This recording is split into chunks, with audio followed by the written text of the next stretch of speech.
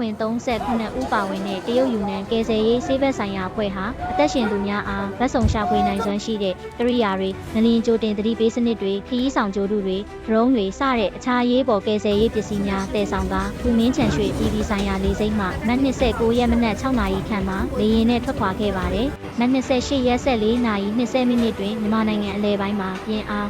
9.9အဆင့်ရှိငလျင်လှုပ်ခတ်ခဲ့ရာမြန်မာနိုင်ငံနေရာအများပြားမှာသေဆုံးဒဏ်ရာရမှုနဲ့ပစ္စည်းအိုးဆုံးရှုံးမှုတွေအကြီးအကျယ်ဖြစ်ပွားခဲ့ပါတယ်။ကပ်ဘေးဖြစ်ပွားပြီးနောက်ဗဟိုအစိုးရရဲ့အလုံးစုံဖြန့်ကျက်စီမံမှုယူနန်ပြည်နယ်ပါတီကော်မတီနဲ့ပြည်နယ်အစိုးရရဲ့ကုတ်ကဲညှိနှိုင်းမှုတွေအရယူနန်ပြည်နယ်နိုင်ငံခြားရေးရုံးကပြည်နယ်အရေးပေါ်စီမံခန့်ခွဲမှုဦးစီးဌာနပြည်နယ်ကျန်းမာရေးကော်မရှင် China Eastern လေကြောင်းလိုင်းယူနန်ကုမ္ပဏီနှင့်အခြားဌာနဆိုင်ရာတွေကထောက်ပံ့ရေးပစ္စည်းတွေကိုညရင်းချင်းစုဆောင်းကမြန်မာနိုင်ငံကိုအရေးပေါ်အကူအညီပေးဖို့ကယ်ဆယ်ရေးစေအဖွဲ့တွေစေလွှတ်ခဲ့ပါတယ်။